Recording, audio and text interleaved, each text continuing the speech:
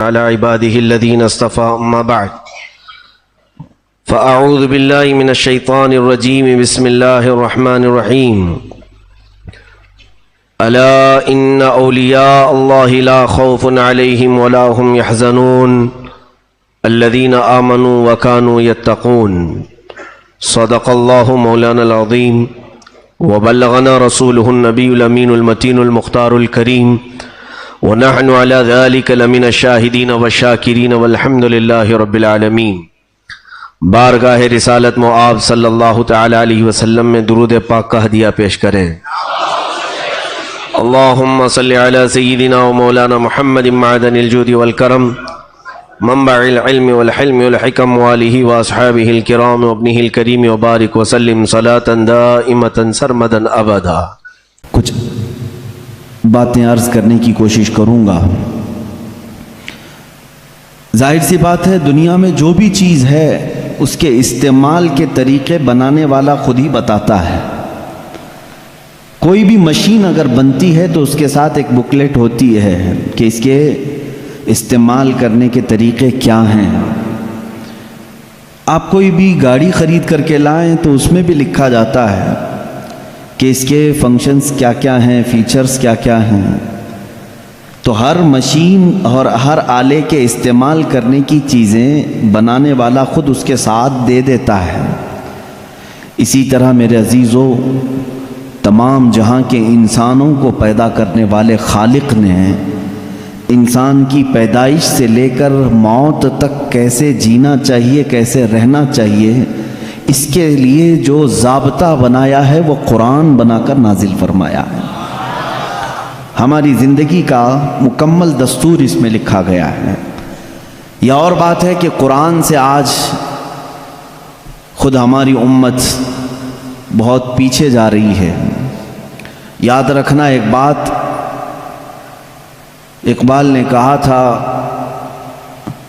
گر خواہی مسلمان زیستن نیست ممکن جز بقرآن زیستن۔ اگر تم چاہتے ہو کہ مسلمان ہو کر کے جیو تو یہ بات ممکن ہی نہیں ہے کہ قرآن چھوڑ کر کے جی سکو۔ قرآن کے بغیر تمہاری زندگی ہی نہیں ہے، تمہارا وجود ہی نہیں ہے۔ یوں سمجھ لیں کہ جتنا زندہ رہنے کے لیے ہوا پانی کھانے کی ضرورت ہے، اسی طرح تمہارے ایمان اور اسلام کے زندہ رہنے کے لیے قرآن اتنا ہی ضروری ہے۔ بنا قرآن کے تمہاری زندگی نہیں۔ قرآن ایک ضابطہ حیات صرف مسلمانوں کے لیے نہیں، اگر لوگوں کی تعصب کی عینک نکل جائے تو میں کہتا ہوں یہ سارے جہاں کے انسانوں کے لیے ضابطہ حیات ہے، پورے دنیا کے انسانوں کے لیے، چاہے وہ آج کسی بھی دین سے تعلق رکھتے ہوں، ان سب کے لیے قرآن ضابطہ حیات ہے۔ قرآن بتاتا ہے جینے کے سلیقے کیا ہیں، کون سی چیز تمہارے جسم کو فائدہ پہنچا سکتی ہے، کون سی چیز نقصان پہنچا سکتی ہے۔ اب میں آپ کو بتاؤں، گاڑی کسی نے بنایا اور آ کر کے آپ مجھ سے سوال کر رہے ہیں اس گاڑی میں کیا ڈالوں، میں تو آپ سے یہی کہوں گا گاڑی بنانے والے سے پوچھو، وہ زیادہ بہتر جانتا ہے۔ عزیزان گرامی، آج یہی حال ہمارا ہے۔ ہمیں پوچھنا یہ چاہیے تھا کہ میرے جسم کا نظام کون سی غذاؤں سے بہتر چلے گا، اے مولا تو ہی بتا، اس لیے کہ تو نے مجھے بنایا ہے۔ اور اللہ سے پوچھنا ہو تو قرآن کھولنا ہوگا، اس مولا نے بہت پہلے ہی تمہیں سارے ضابطے بیان کر دیے ہیں۔ اب ایک بات یہ بھی سمجھ کر کے چلیں، بنانے والے نے جو تمہیں ٹرمز کنڈیشن اور جو رولز ریگولیشن بتائے ہیں اس کے خلاف استعمال کرو گے تو مشین کا کیا ہونا ہے وہ سب تمہیں معلوم ہے۔ جا کر کے کار خرید کر کے لائے اور اس کے ساتھ بکلیٹ بھی ملی تھی، انہوں نے کہا تھا کمپنی والوں نے یہ کار پیٹرول سے چلتی ہے۔ ہو سکتا ہے آپ کے پاس پیسے زیادہ تھے، آپ نے کہا نہیں میں گھی ڈال کے چلاؤں گا۔ آپ نے پیٹرول کی بجائے کہا کہ نہیں میں تو مٹی کا تیل ڈالوں گا یا میٹھا تیل ڈالوں گا، کھانے والے تیل ڈالوں گا۔ اس گاڑی کا حشر کیا ہونا ہے وہ آپ کو معلوم ہے۔ کیوں؟ اگرچہ آپ کے دماغ میں گھی اور مہنگا ہے لیکن وہ مشین کے لیے سوٹیبل نہیں ہے۔ اسی طرح اے مسلمانوں، اے مومنوں، اللہ تبارک و تعالیٰ نے تمہارے جسم کو بنایا ہے، ایک ایک رگ کو، ایک ایک بال کو اس نے پیدا کیا ہے۔ وہ بہتر جانتا ہے کہ تمہارے جسم کے لیے کون سی چیز سوٹیبل ہے۔ اس کے بتائے ہوئے تعلیمات کو چھوڑ کر کے اگر تم دنیا کی سنو گے تو ظاہر سی بات ہے یہ ایسی ہی ہے جیسے بنانے والے کو چھوڑ کر کے دوسرے سب کے پاس جا رہا ہے آدمی۔ آپ سب دنیا کے اصول جانتے ہیں، پیٹ درد ہو، سر درد ہو، پیر درد ہو، کہیں پر بھی کچھ ہو جسم، تو آپ کسی کسان کے پاس بھی نہیں جاتے، انجینئر کے پاس بھی نہیں جاتے، حالانکہ کسان کھیتی باڑی بہت جانتا ہے، اسے جا کر پیٹ درد کیوں نہیں بتاتے، اسے کیوں نہیں کہتے کہ آپریشن کر دو، آپ کو معلوم ہے وہ پھوڑے سے آپریشن کرے گا۔ انجینئر کے پاس آپ نہیں جاتے اپنے جسمانی بیماریوں کو دکھانے کے لیے، اس لیے کہ آپ کو معلوم ہے امراض جسمانی سے جس کا تعلق ہے وہ ڈاکٹر ہوتا ہے، اسی سے پوچھنا چاہیے، کیونکہ وہ ہمارے جسم پر ریسرچ کر چکا ہے۔ عزیزان گرامی وقار، دنیا میں یہ فارمولہ تم عمل کرتے ہو تو پھر یہ بات یہاں کیوں نہیں تسلیم کرتے کہ پوری باڈی کو، ہمارے پورے شریر کو، پورے جسم کو جس نے بنایا ہے، ہم اسی سے اپنے متعلق کیوں نہ پوچھیں، میری روح کس سے بڑھتی ہے، میرا جسم کس سے بڑھتا ہے، میرے دل کی دھڑکنیں کس سے قابو میں رہتی ہیں، مجھے کون سی چیز زبان کے اندر لینی ہے، کس چیز سے مجھے بچنی ہے۔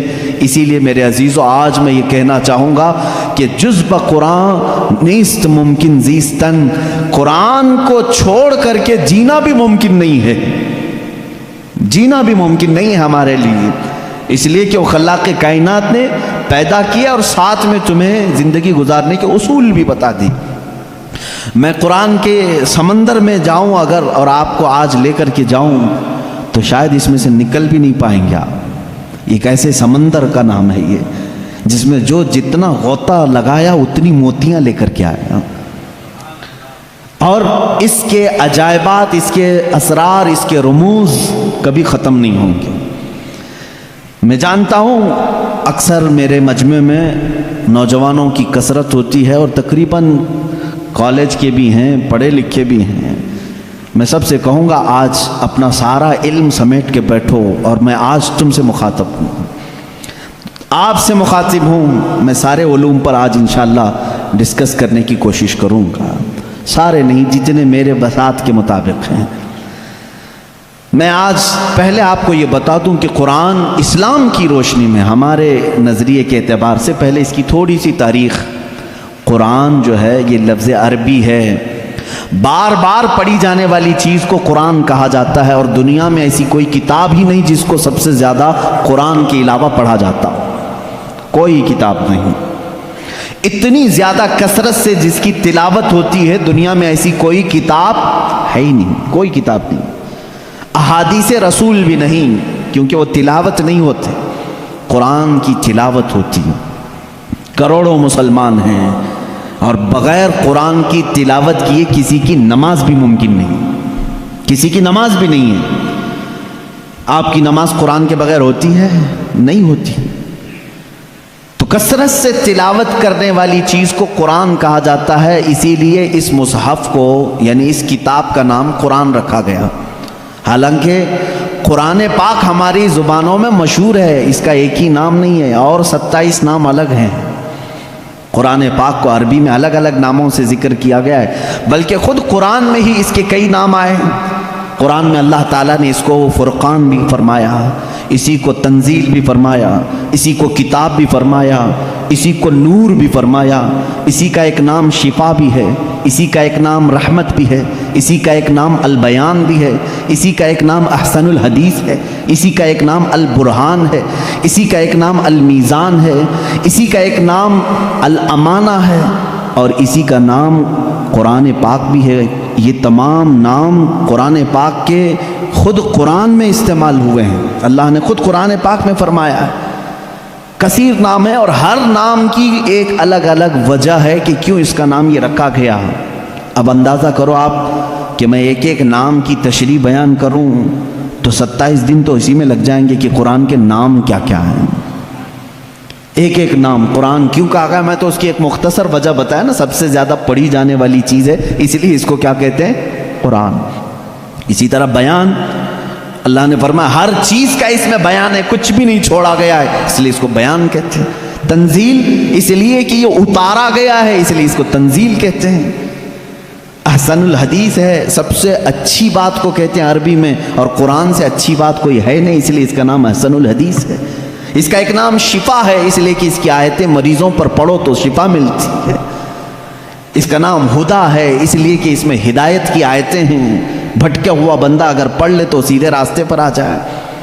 اس کا نام رحمت ہے، اس لیے کہ غم میں اگر کبھی بندہ اس کو پڑھ لے، بلکہ حضور اکرم صلی اللہ علیہ وسلم نے فرمایا اپنی میتوں پر سورہ یاسین پڑھو، ان پر رحمت ہوتی ہے۔ تو قرآن کا نام رحمت بھی ہے، اسی لیے قرآن کے اسماء اور قرآن کے ناموں کی تفصیل اپنا ایک الگ ٹاپک ہے، لیکن میں آپ کو بتاؤں جس قرآن کو ہم نے ترک کیا ہوا ہے آج، اے میرے عزیز بچوں، آج کی محفل کے بعد میں سب سے کہوں گا عہد کر کے اٹھنا کہ اے اللہ مجھے اس وقت تک موت نہ دے جب تک میرے سینے میں قرآن کا کوئی حصہ نہ آ جائے۔ اس لیے کہ رسول کریم صلی اللہ علیہ وسلم نے فرمایا جس مسلمان کے سینے میں قرآن کا کوئی حصہ نہیں، حضور پاک صلی اللہ تعالیٰ علیہ وسلم نے فرمایا وہ قبرستان کی طرح ویران ہے۔ جس گھر میں قرآن کی تلاوت نہیں ہوتی وہ گھر ویران ہے، خراب۔ حضور اکرم صلی اللہ علیہ وسلم نے فرمایا وہاں سے فرشتوں کی دوری ہوتی ہے، اور شیاطین اور سرکش جنات ان کے گھروں میں بسیرا کرنے لگتے ہیں جن گھروں میں قرآن کی تلاوت نہیں ہوتی۔ قرآن کا ایک حصے سے مراد چند آیتیں، چند سورتیں بھی اگر تمہیں یاد ہیں، انشاءاللہ العزیز آپ اس کی فضیلت کے ساتھ قیامت کے دن شفاعت کے مستحق بھی ہوں گے۔ قرآن کا تھوڑا حصہ بھی اگر تمہارے سینے میں موجود ہے، اس لیے کہ اللہ کے حبیب صلی اللہ تعالیٰ علیہ وسلم سے صحابہ اکرام نے فرمایا، عرض کیا آقا دنیا سے جانے کے وقت سب سے اچھی چیز کیا لے کر کے جائیں اس دنیا میں؟ حضور پاک صلی اللہ علیہ وسلم نے فرمایا رب تعالیٰ کے نزدیک وہ بندہ دنیا میں لانے والی چیزوں میں سب سے بہتر ہے جو قرآن اپنے ساتھ لایا ہو۔ قرآن اپنے ساتھ لایا ہو مطلب کیا ہے؟ قبر میں یہ لکھا ہوا قرآن رکھ دیا آپ نے اور یہ سوچا کہ ہماری میت قرآن لے کر جا رہی ہے۔ میاں قرآن یہ ورقی قرآن نہیں کہہ رہا ہوں میں، قرآن وہ نفس قرآن جو لوح محفوظ میں ہے اور تمہارے دلوں میں اترا ہوا ہے، اس قرآن کی بات کر رہا ہوں۔ وہ قرآن جس نے بھی اپنے سینے میں رکھا اور اللہ کی بارگاہ میں گیا، اس کی سفارش قرآن کی مردود نہیں ہوتی۔ رسول کریم صلی اللہ تعالیٰ علیہ وسلم فرماتے ہیں دو چیزیں تمہارے عمل میں سے، تمہارے عمل جتنے بھی ہیں دنیا میں، جیسے نماز، روزہ، حج، زکوٰۃ، خیرات، صدقات، یہ سب جو اعمال ہیں، ان سارے اعمال میں سے دو عمل ایسے ہیں، حضور پاک صلی اللہ علیہ وسلم فرماتے ہیں وہ قیامت کے دن ان کو اللہ تعالیٰ شکل دے گا، انسانوں جیسی ایک شکل، اور وہ اپنے ساتھی کی سفارش کرنے کے لیے جھگڑا کریں گے۔ وہ آئیں گے سفارش کے لیے، پوچھا گیا وہ کون سی؟ کہا ایک روزہ رمضان، اللہ تعالیٰ اس کو شکل دے گا، اور دوسرا قرآن، اس کو بھی شکل دی جائے گی۔ حضور اکرم صلی اللہ تعالیٰ علیہ وسلم نے فرمایا جس کے حق میں یہ دونوں نے سفارش کر دی اس پر جنت واجب ہو گئی، اور جس کے خلاف آ کر کے یہ دونوں کھڑے ہو گئے، میرے آقا صلی اللہ علیہ وسلم فرماتے ہیں پھر اس پر دوزخ میں جانا لازم ہو جائے گا۔ اگر یہ دونوں آ کر کھڑے ہو گئے کسی کے خلاف، قرآن اور رمضان، رمضان کہے گا کہ مولا میں اس کے گھر جاتا تھا، اس نے بے حرمتی کی ہے، میری بے عزتی کی ہے، میں جب جاتا تھا تو یہ بے حیائیاں ویسے ہی کرتا تھا، میرا ادب و احترام کبھی نہیں کیا اس نے۔ اگر رمضان ہمارے خلاف کھڑا ہو گیا اور قرآن اگر یہ کہہ دیا کہ مولا کبھی اس نے مجھے اپنے سینے سے نہیں لگایا، کبھی میری آیتیں تلاوت نہیں کیا، اس کو آج معاف نہ کیا جائے، رب تعالیٰ ان دونوں کی سفارش اس حق میں بھی قبول کرے گا اور دوزخ میں بھیجے گا۔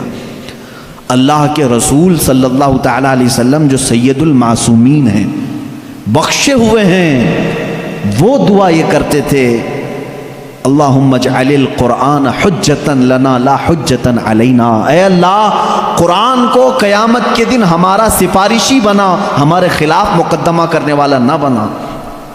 اندازہ کرو رسول کریم صلی اللہ تعالیٰ علیہ وسلم جب یہ دعا فرماتے تھے، اس قرآن کو تم ہلکا نہ سمجھو، اے مسلمانوں، سوچنے کی بات ہے، تمہارے پاس 1000 کتابیں نہیں ہیں، ایک ہی قرآن ہے جس سے ساری امت کو جوڑا گیا ہے۔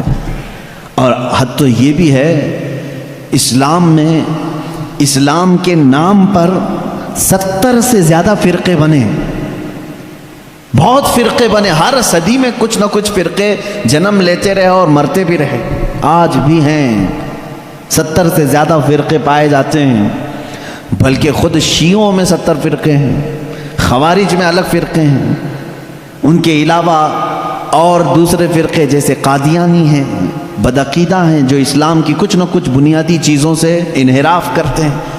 لیکن میں آپ کو بتاؤں، تقریباً جتنے اسلامی فرقے ہیں سب کا اتفاق ہے کہ قرآن یہی ہے، کوئی اور نہیں۔ یہ 30 پارے جو قرآن کے ہیں اس پر سب کا اتفاق ہے۔ یہ بھی قرآن کا ایک معجزہ ہے، دوسرے سارے مسئلوں میں اختلاف چل رہا ہے، لیکن قرآن کا الف لام میم سورہ فاتحہ سے شروع ہو کر والناس پہ ختم ہونے میں تقریباً سارے فرقے اس کو تسلیم کرتے ہیں۔ شیعوں کا ہمارا اختلاف ہے، اہل حدیث سے اختلاف ہے، دیوبندیوں سے اختلاف ہے، رافضیوں سے اختلاف ہے، قادیانیوں سے اختلاف ہے، لیکن جا کر کے سارے مکاتب فکر میں آپ دیکھیں سب کے ہاں یہی قرآن پڑھا جاتا ہے، یہی قرآن ہے۔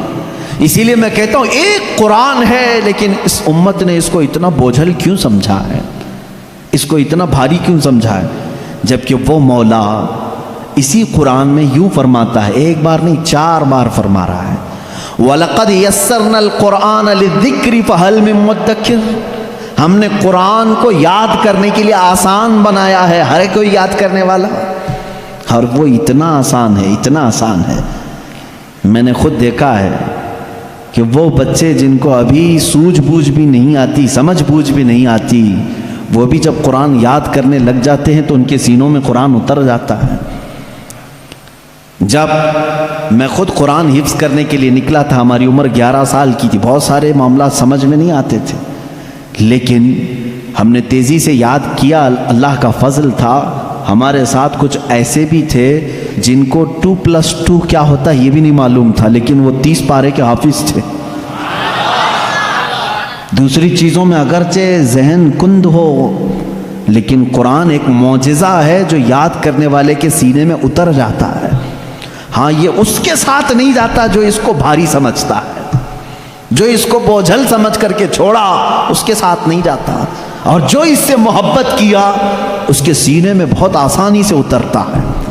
میں نے تو محسوس کیا ہے، ہمارے ساتھ ایسا بھی ہوتا رہا ہے، استاد بیٹھے ہوئے ہیں سنتے رہتے تھے، ایک دن کا اتفاق ایسا ہوا کہ خبر یہ لگی کہ کل شاید استاد آنے والے نہیں ہیں، موج مستی کرتے ہیں سارے، کل کا تو سبق چھٹی ہے، کچھ یاد نہیں، کیونکہ پہلے ہی معلوم ہو گیا استاد نہیں آنے والے ہیں، اور صبح 8 بجے سے کلاس چلتی تھی، 9 بجے تک نہیں آئے تو پکا ہو گیا کہ آئیں گی، کلاس بند کر کے نکلنے ہی والے تھے کہ استاد سامنے نظر آ گئے۔ سب کو کہا بیٹھو، میری کوئی چھٹی نہیں ہے، میں تاخیر ہو گیا تھا، بس مؤخر ہو گیا تھا، اب سبق سنانے کے لیے جس کو بھی بلایا جائے، ظاہر سی بات ہے جو سختیاں ہوتی تھیں کہاں سے، رات کو یاد نہیں کیے، صبح یاد نہیں کیے، سامنے اچانک سننے کے لیے۔ ایسے عالم میں میرا خود کا تجربہ بھی ہے، کئی ہمارے ساتھیوں کا بھی تجربہ ہے، قرآن پر ہاتھ رکھا، دل سے کہا اللہ کا کلام ہے، اتر جا جلدی سے، بس اور کچھ نہیں۔ شاید 10 منٹ لگے ہوں، 15 منٹ لگے ہوں، قرآن کے 2 صفحے یاد ہو جاتے تھے۔ جتنی جلدی پانی ہضم نہیں ہوتا اس سے جلدی قرآن یاد ہوتا تھا۔ کر کے تو دیکھا ہوتا آپ نے، کر کے تو دیکھا ہوتا۔ شروع میں شیطان بہت ورغلاتا ہے، بہت بہکاتا ہے، یاد کرنے نہیں دیتا اور بھگاتا ہے، لیکن جو جم گیا تو پھر قرآن ہی اس کا مددگار بھی ہوتا ہے، قرآن اس کا مددگار ہوتا ہے۔ اب میں چند حدیثیں آپ کو بتاؤں کہ قرآن کہاں تک تمہاری دوستی نبھاتا ہے۔ پہلی بات، کچھ لوگ ڈر کر کے چھوڑے ہوئے، ہم تو پڑھ ہی نہیں پاتے تھے، اس پر بھی میں آج ایک حدیث پڑھا، حضرت عائشہ صدیقہ رضی اللہ تعالیٰ عنہ سے مروی ہے، فرماتی ہیں رسول کریم صلی اللہ تعالیٰ علیہ وسلم نے فرمایا الماہر فی القرآن، جو قرآن کا ماہر ہے یعنی اچھی تجوید میں تلاوت کرتا ہے، اور اس کے معنی بھی سمجھتا ہے، سب سمجھتا ہے۔ حضور اکرم صلی اللہ علیہ وسلم نے فرمایا قیامت کے دن وہ معزز محترم فرشتوں اور انبیاء کے ساتھ ہوگا۔ جو ماہر ہے قرآن میں، جو قرآن اچھے سے تلاوت کرتا ہے، یہاں تک تو بات ٹھیک ہے۔ آگے میرے آقا صلی اللہ علیہ وسلم فرماتے ہیں والذی یقرأ القرآن یتتعتع فیہ وعلیہ شاق فلہ اجران او کما قال رسول اللہ صلی اللہ علیہ وسلم۔ میرے آقا فرماتے ہیں اور وہ بندہ جو اٹک اٹک کے پڑھتا ہے، اس کے لیے زبان پھسل جاتی ہے، یہ صاف ہے الفاظ حدیث میں، جو اٹک اٹک کے پڑھتا ہے زبان پھسل جاتی ہے، یا ذہن موٹا ہے زبان موٹی ہے جلدی سمجھ میں نہیں آتا ادھر ادھر ہجے کر کے پڑھتا ہے، میرے آقا صلی اللہ علیہ وسلم نے فرمایا اس کو ڈبل اجر ہے، فَلَهُ أَجْرَانِ، اس کو دگنا اجر ہے۔ تو کیوں چھوڑ دیا تھا اس قرآن کو؟ یہی سوچ کر کہ پتہ نہیں کہاں غلطی ہو جائے، تم لگے رہتے ہیں، ایک دن وہ آ جاتا جب ہماری زبانوں کی لکنت کو بھی یہ صحیح کر دیتا۔ قرآن پاک علاج بھی ہے، شفا بھی ہے، دوا بھی ہے، رزق بھی ہے، رحمت بھی ہے۔ عزیزان گرامی، میرے آقا صلی اللہ تعالیٰ علیہ وسلم نے فرمایا، احادیث کے چند جملے میں آپ کے سامنے رکھ دوں۔ رسول پاک صلی اللہ تعالیٰ علیہ وسلم فرماتے ہیں کہ جو قرآن گھر میں تلاوت کرتا ہے اس کے لیے ایک فرشتہ ہے جس کا نام سکینہ ہے۔ حضرت اسید بن حضیر رضی اللہ تعالیٰ نے، ایک صحابی ہیں، وہ رات میں تلاوت کر رہے تھے، اچانک بادل کا ایک ٹکڑا نیچے آ گیا۔ بادل کا ٹکڑا کبھی نیچے آپ نے دیکھا نہیں ہوگا، اس میں کیا ہوتا ہے معلوم ہے؟ جیسے فریج کھولنے کے بعد بہت تیز شبنم جیسی ٹھنڈک رہتی ہے، اس طرح بادلوں کو کچھ جمی ہوئے پانی اور برف جیسی چیزیں گھیری ہوئی رہتی ہے، ایک ٹکڑا ان کے اوپر آ گیا۔ حضرت اسید ڈر گئے، ان کا گھوڑا ہنہنانے لگا، تیزی سے اچھل کود کرنے لگا، اور وہ قرآن پڑھ رہے تھے اس وقت، اور انہوں نے قرآن چھوڑ دیا۔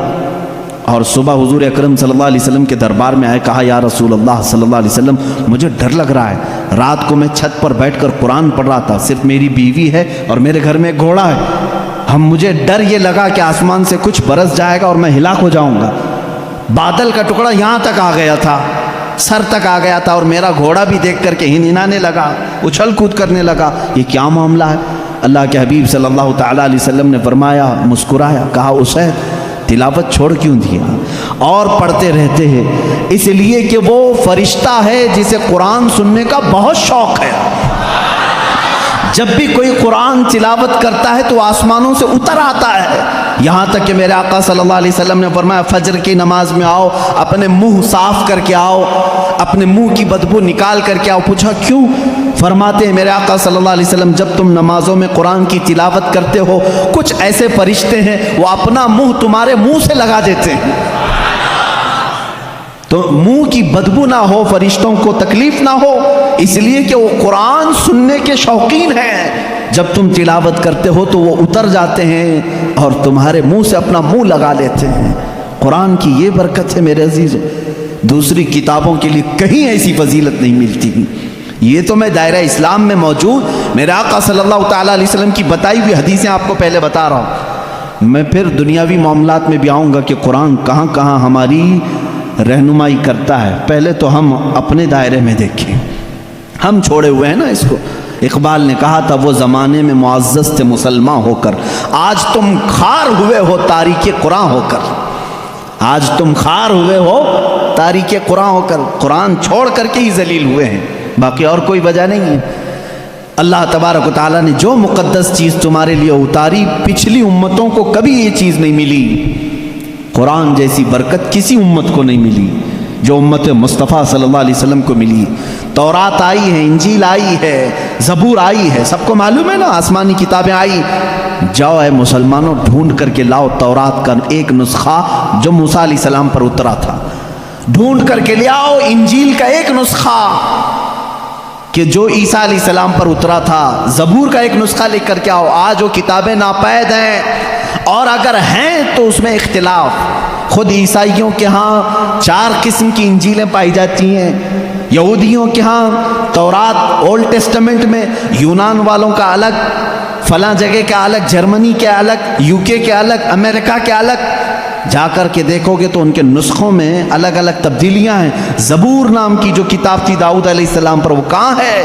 اس کی کتنی آیتیں غائب، کسی کو نہیں پتہ.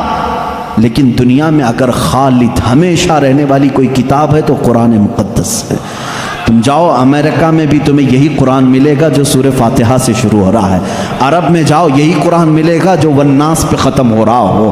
ہندوستان میں آؤ یہی قرآن ملے گا جس کے درمیان میں سورہ کہف ہے.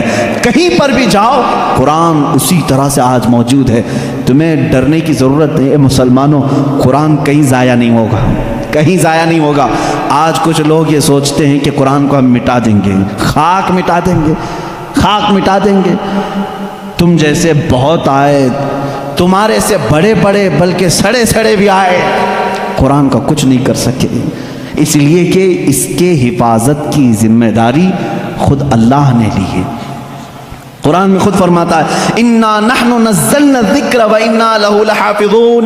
ہم نے ہی قرآن کو اتارا ہے اور ہم ہی اس کی حفاظت کرنے والے ہیں. اب اللہ کے ذمے میں ہے، اسی لیے قرآن کی حفاظت کا ذمہ امت کو نہیں دیا گیا. ورنہ یہی حال ہوتا جیسے پہلے کی امتوں نے کیا.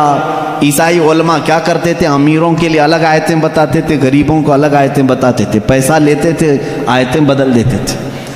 اگر امت کے حوالے یہ قرآن بھی چھوڑ دیا جاتا تو دنیا دار زر خرید مولوی وہ قرآن کو بھی بیچ دیتے ہیں، حکومت کو راضی کرنے کے لیے آیتیں بدل دیتے ہیں. لیکن اللہ نے امت کے حوالے نہیں رکھا، خود اپنے حفظ و امان میں رکھا ہے. قرآن کو کوئی بدل نہیں سکتا. لا تبدیل لکلمات اللہ. رب تعالیٰ خود فرما رہا ہے اللہ کے ایک کلمے میں بھی تبدیلی نہیں. خوف کس بات کا تمہیں؟ اس کی قرآن کی اتنی حفاظت کی گئی ہے کہ اس کے سارے الفاظ گن کے رکھ لیے گئے ہیں. ایک لفظ بھی اگر کم ہو گیا تو پتہ چل جائے گا یہ قرآن نہیں ہے. الفاظ تو دور کی بات ہے میرے عزیزو، اس کی صورتیں محفوظ ہیں. 114 صورتیں ہیں، اس میں ایک کم بھی نہیں ہوگی، زیادہ بھی نہیں ہوگی. ہم یہ سب محفوظ ہیں. جو عالم ہوگا، جو حافظ ہوگا، کروڑوں کی تعداد میں علماء بھی ہیں، وہ سب کو معلوم ہے. یعنی قرآن کی یہ باتیں جاننے والے علماء کی بات کر رہا ہوں، سب کو معلوم ہے کہ قرآن میں 114 صورتیں ہیں، 540 رکوع ہیں. اتنا ہی نہیں بلکہ اس کے جو ہے حرف بھی گن لیے گئے، آیتیں بھی گن لی گئی ہیں. 6666 آیتیں ہیں، حروف بھی گنے گئے ہیں، زبر بھی گنے گئے ہیں، زیر بھی گنے گئے ہیں، بلکہ اس کے نقطے بھی گن کے رکھے گئے ہیں. کہیں ایک نقطہ بھی کم نہیں کر سکو گے. اس قرآن کی اتنی جو حفاظت ہے. آج میں آپ کو بتاؤں، کبھی کسی نان مسلم کے پاس جاؤ اور اگر وہ تم سے یہ سوال کرے تو مسلمان ہے، اسلام ہی سچا دھرم ہے، کیا تمہارے پاس پروف ہے اس چیز کا؟ تم کیا کہو گے؟ حضور صلی اللہ تعالیٰ علیہ وسلم کے معجزے سناؤ. انکار کرے گا. میرے آقا صلی اللہ تعالیٰ علیہ وسلم نے چاند کے 2 ٹکڑے فرمائے، سورج کو پلٹا دیا، بہت سارے معجزے ہیں. وہ کہے گا میں نہیں مانتا ان چیزوں، وہ اس زمانے میں تھے، میں کہاں دیکھا ہوں. اگر تم اس کے سامنے اسلام کی عظیم فتوحات کو دکھاؤ گے، وہ کہے گا میں نہیں مانتا، یہ سب کہانیاں ہوں گی، ہمارے بھی بھگوانوں کے ذکر اس طرح سے کیے گئے ہیں، اسی طرح کی باتیں ہمارے پاس بھی موجود ہیں. ہر کوئی کہے گا. تمہارے پاس اگر اپنے حق ہونے کی کوئی علامت آج بھی موجود ہے تو صرف قرآن پاک ہے. اسے کہو میرے سچے مذہب پر اور اچھے مذہب پر قائم ہونے کی سب سے بڑی دلیل، سب سے بڑا پروف قرآن ہے. لا کر کے دکھاؤ اس طرح کی کوئی دوسری کتاب کسی کے پاس ہو. کم سے کم 1400 سال سے جو محفوظ چلی آ رہی ہے دنیا میں، کسی لیبارٹری میں بھی، کسی لائبریری میں بھی اتنی پرانی کوئی کتاب آج محفوظ موجود ہے ہی نہیں. یہ میری بات نہیں، ساری دنیا کا جو دوسرے ریلیجن سے تعلق رکھتے ہیں ان کا بھی یہی قول ہے کہ قرآن سے زیادہ محفوظ اس دنیا میں اب کوئی چیز نہیں رہ گئی. اس کی حفاظت کو اللہ نے اس طرح سے ترتیب دے کر فرمایا ہے کہ مسلمان اپنے بچوں کو حافظ قرآن بناتے ہیں اور اس کی حفاظت میں لگے ہوئے ہیں. اللہ تعالیٰ نے سینوں کو چنا ہوا ہے اس قرآن کی حفاظت کے لیے.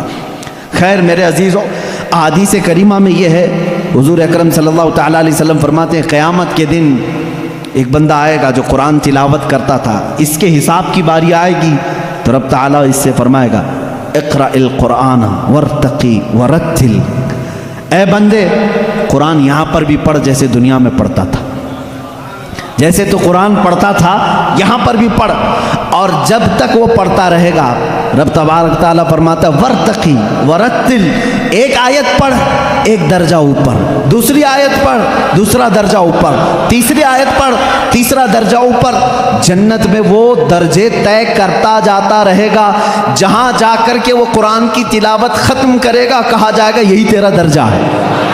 میرے آقا صلی اللہ تعالیٰ علیہ وسلم سے پوچھا گیا کہ کیا یہ قرآن جب تک وہ تلاوت کرتا رہے گا اس کے درجے بلند ہوتے رہیں گے؟ حضور اکرم صلی اللہ علیہ وسلم کی حدیث میں ہاں، میں نے جنت میں دیکھا ہے قرآن کی تلاوت کرنے والوں سے اوپر کسی کا درجہ آیا ہی نہیں، کیونکہ یہ تلاوت کرتے کرتے، کیونکہ جو کچھ بھی جنت حاصل کرنے کا آپشن ہے نا وہ دنیا میں ہی تو ہے۔ تم اتنی نمازیں پڑھو تو یہ جنت ہے، اتنے روزے رکھو تو یہ جنت کا دروازہ تمہارے لیے، حج کرو تو یہ جنت کا دروازہ تمہارے لیے، سارے آپشن جنت حاصل کرنے کے دنیا میں ہیں۔ یہ دارالعمل ہے، مرنے کے بعد عمل ختم ہو جائے گا، لیکن قیامت میں صرف ایک عمل ہے جس کو پھر رب تعالیٰ ریپیٹ کروائے گا۔ وہاں نہیں کہا جائے گا نماز پھر سے پڑھ کے دکھا، حج کر کے دکھا، روزہ رکھ کے دکھا، ختم ہو گئے اعمال، لیکن قرآن پڑھنے والے کو کہا جائے گا اب بھی چاہتا ہے تو پڑھ اور اوپر چل جا۔ اور کہتے ہیں جو پیا کو بھائے اختر وہ سہانا راگ ہے، جو پیا کو بھائے اختر وہ سہانا راگ ہے، جس سے ناخوش ہو پیا وہ راگنی اچھی نہیں، جو میرے نبی کو نہ پسند آئے وہ بات ہی اچھی نہیں، جو میرے نبی کو نہ پسند کام ہو وہ کام ہی اچھا نہیں، جس سے ناخوش ہو پیا وہ راگنی اچھی نہیں۔ وآخر دعوانا الحمدللہ رب العالمین۔ السلام علیکم۔